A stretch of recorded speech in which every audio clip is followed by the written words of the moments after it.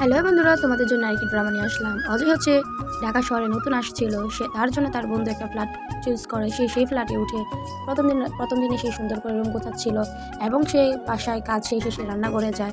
রান্নাঘরে রান্না করাকালীন একটা মেয়ে এসে দরজায় টোকা দেয় এবং সে খুলে, এবং মেয়েটি অনেক সুন্দর ছিল, অনেক অনেক দেখতে অনেক সুন্দর ছিল, মায়াবী ছিল।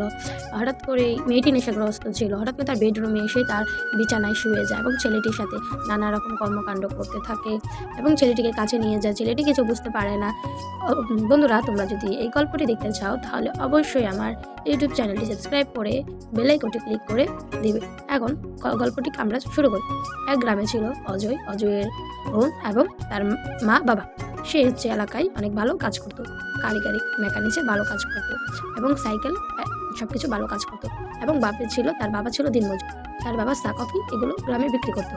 সকালে বের হয়ে যেত এবং চা কফি বিক্রি করতো এবং খেতে খাবারে কাজ করতো। এর পরের দিন সে শুনতে পারে, সে কাজ থেকে এসে দেখে তার বাবা মারা গিয়েছে। সবাই এ নিয়ে অনেক কথা বলছে। অজয় শুনে সে অনেক কষ্ট পায় এবং সে বড় জিপ গাড়ির কাজ করছিল।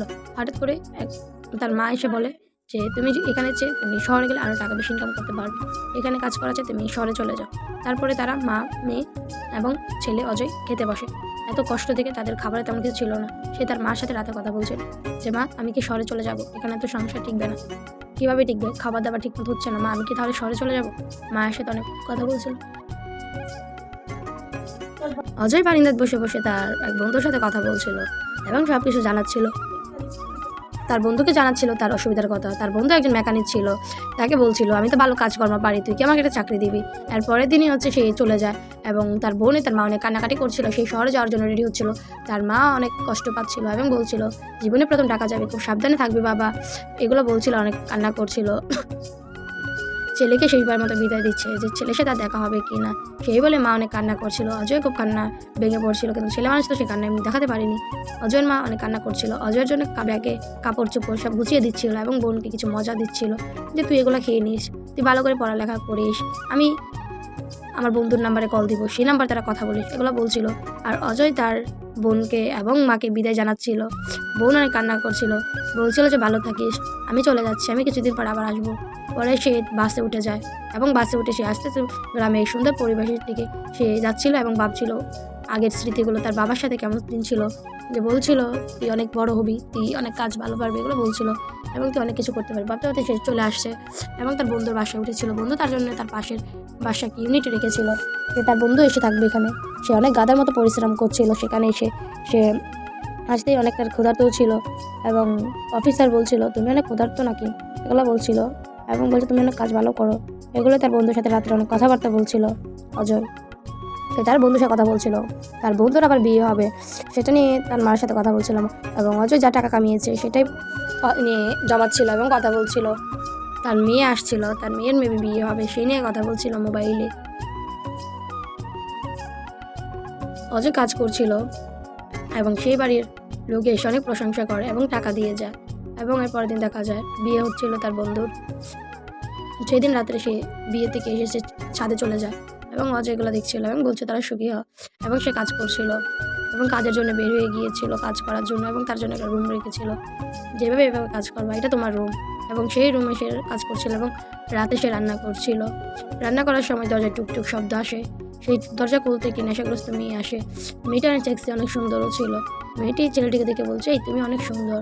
ছেলেটি বলছে তুমি অনেক সুন্দর, কিন্তু তুমি এখানে কেন? মেয়েটি বলছে এখানে আমি থাকবো তোমার সাথে। ছেলেটি বলছে তুমি এখানে কেন শুয়েছো, এটা আমার বেডরুম। মেয়েটি বলছে তুমি এখানে শুয়ে পড়ো। ছেলেটি কিছুতেই শুচ্ছিল না। তারপরে মেয়েটি মদ খাচ্ছিল। মেয়েটির হাতে মদের বোতলও ছিল।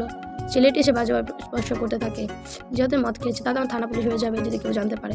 সে অনেক ভয় পাচ্ছিল এবং ভাবছিল এখন কী করবে। সে বেডরুম থেকে বের হয়ে বারিন্দায় সে বসেছিল এবং চিন্তা করছিল। পরের দিন সকালে উঠে দেখে মেয়েটি ওখানে নেই। সে ভাবতেই থাকে এবং মেয়েটি চলে গেছে মনে হয়। সে আশ্চর্য হয়ে সে কাজে আবার চলে যায় এবং প্রতি রাতে মেয়েটি চলে আসতো মদ খেয়ে এবং তার রুমে ঘুমাতো এবং সকাল হলে মেয়েটি চলে যেত। যে সকাল হতো মেয়েটি চলে যেত। প্রতি রাতেই মেয়েটি তার বাসায় চলে আসতো মদ খেয়ে। তারপরে মেয়েটিকে প্রশ্ন করেছিল যে তুমি কেন এসেছো। মেয়েটি কোনো কথা বলেনি, কারণ মেয়েটি মদে আসক্তি ছিল এবং সে তার সেন্সে ছিল না। মেয়েটি ভাবতে থাকে এটা আমি কী করলাম, আমি কেন তোমার বাসায় আসলাম। মেয়েটি এগুলো বলছিল তারপরে মেয়েটির সাথে শারীরিক সম্পর্ক করে এবং মেয়েটি অনেক কিছু বলতে থাকে নেশার ঘরে।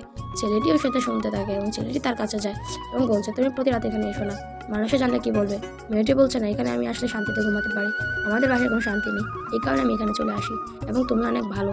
আর ছেলেটি বলছে, তুমি এগুলো মদ পান করো না, এগুলো একদমই ভালো না। মেয়েটি তার কথা শুনছে অনেক মনোযোগ দিয়ে এবং প্রতি রাতেই মেয়েটি চলে আসতো তার বাসায়। মেয়েটি অনেক কষ্ট করে কথা বলছিল, কারণ সে মদে আসক্ত ছিল। মেয়েটি কান্নাও করছিল, কান্না করে বলছিল, আমাকে কেউ ভালোবাসে না, এই কারণে আমি এখানে চলে আসি। এর পরের দিন সকালে দেখা যায় রাগের ঘটনা। এই মেয়েটি তার এক্স ছিল এবং সে এখন এই অবস্থা হয়েছে, তারই এক্স ছিল। এই জন্য মেয়েটি বুঝতে পারেনি, প্রথমে চিনতে পারেনি, কারণ সে নেশায় ছিল, প্রতি রাতে নেশা করতো। এই কারণে ছেলেটি তাকে ছেড়ে দিয়েছিল। তার এক বান্ধবী ছিল, তার বান্ধবী প্রচুর নেশা করতো, এই কারণে ছেলেটি ছেড়ে দেয়। ছেলেটি যে কথা বলেছিল তুমি সেই মেয়েটির নেশা কেটে যায় এবং বুঝতে পারে সে কতটুকু বড় ভুল করেছিল। সে অনেক কান্না করছিল যে আমি এটা কী করলাম। বন্ধুরা, গল্পটি কেমন হচ্ছে অবশ্যই কমেন্ট করে জানাবে। এবং সেরপর থেকে ছেলেটি যাওয়ার পর থেকে মেয়েটি মেয়েটি অনেক নেশা করতো। নেশা করার পরে সে অজ্ঞান হয়ে যেত এবং সে প্রতি রাতে অন্য ছেলে বা কারো বাসায় ভাবে শুয়ে পড়তো। তার মাথায় হঠাৎ করে সব এসেছে এবং সে হঠাৎ করে অজ্ঞান হয়ে পড়ে এবং ছেলেটিকে বলেছে, আমি আর এগুলো করবো না, আমি তোমাকে এখনই বিয়ে করে ফেলবো। ছেলেটি বলছে, আচ্ছা ঠিক আছে। তারপরে ছেলেটি তার জন্য কফি নিয়ে আসে এবং তাকে ঘুম পাড়াতে দিয়ে যায় এবং মেয়েটি পরের দিন আবার মদ খাচ্ছিল এবং মদকে পড়ে গিয়েছিল। ছেলেটি মেয়েটির সাথে কথা বলছিল এবং ভাবছো, তুমি না নিষেধ করেছিল আমাকে আর মদ খাবে না। বলছে, ঠিক আছে আর খাবার নেই, তুমি কফি খাও। তারপর ছেলেটি কফি নিয়ে আসছিল এবং মেয়েটিকে দিচ্ছিল যে, হ্যাঁ, তোমাকে অনেক ধন্যবাদ, তুমি আমাকে কফি খাওয়ানোর জন্য। তো বন্ধুরা, আজকের গল্পটি কেমন লেগেছে অবশ্যই কমেন্ট করে জানাবে। আর এরকম গল্প পেতে অবশ্যই আমাকে জানাবে। তোমরা অনেক ভালো এবং সুন্দর, তোমরা আমাকে অনেক ভালোবাসা দিচ্ছ এই কয়েকদিনে। আর এরকম গল্প পেতে অবশ্যই কমেন্ট করে জানাবে। Thank you lovely people.